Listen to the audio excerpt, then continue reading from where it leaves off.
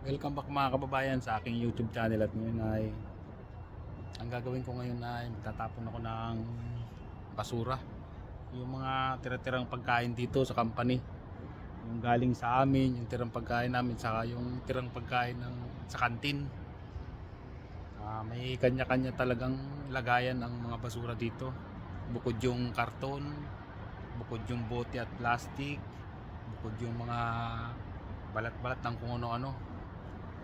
Na, tapon ko na yung basura.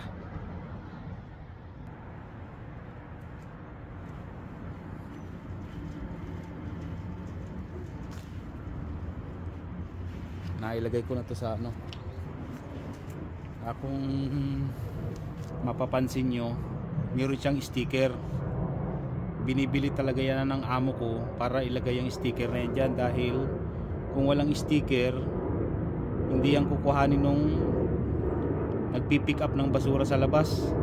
Ilalagay ko ito ngayon sa tabi ng kalsada, sa harap ng gate namin.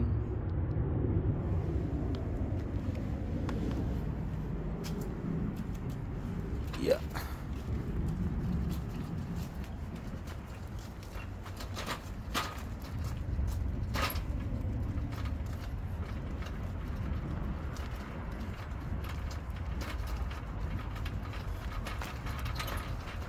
Mamayang gabi kukuhanin to, may dadaan na truck dyan.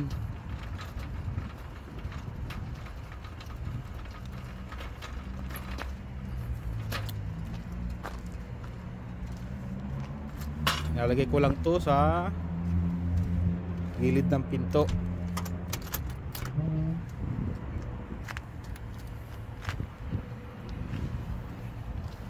Okay. Oh.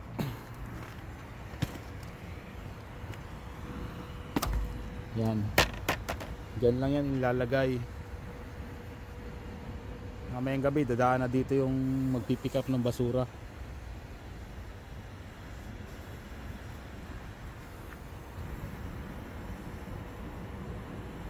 Importante talaga tong sticker na to, dahil pag walang nakalagay na ganyan, hindi yan kukuhanin ng pipick up ng basura. Para bang ano siya, tapos may mga QR code pa, oh. Parang ito yung bayad sa pag pick up nila ng basura, kasi binibili to ng amo ko, yung sticker na yan.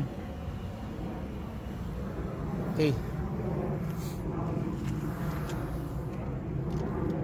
Tapos tuwing umaga naman may nagtatapon ng dyaryo dito. Araw-araw yan may nagdi-deliver ng dyaryo. Ilagay ko na lang to dito sa tapat ng pinto ng company namin. Ito tekbe din pala, deliver din pala to, tekbe.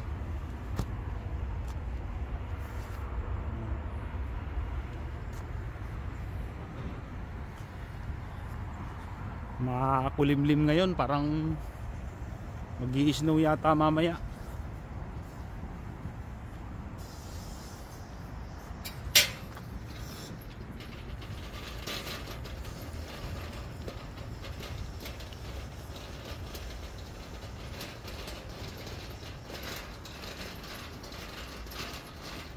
Ito, dito naman namin nilalagay yung mga karton. Tuwing Lunes ng umaga, pag may pasok kami, may kumukuha niyan dito, yung matanda. Hindi ko lang alam kung binabayaran nyo ng amo ko o ano, pero pera yan, binibenta yung mga karton na yan, bukod yan, bukod ang mga karton.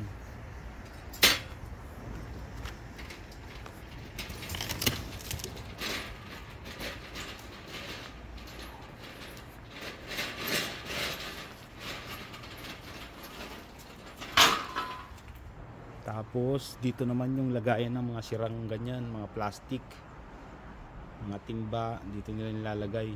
Nakabukod talaga yan.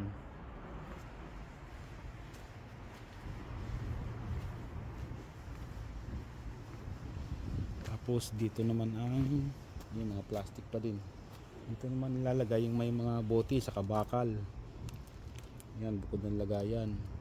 May sirang payong. Tapos dito naman yung maliliit na plastic. bukod-bukod sila.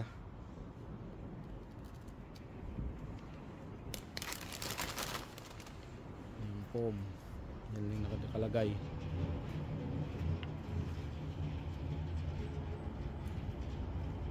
Yan yung aso namin,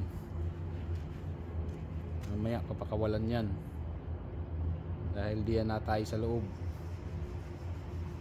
Gusto niyang lumabas, oh.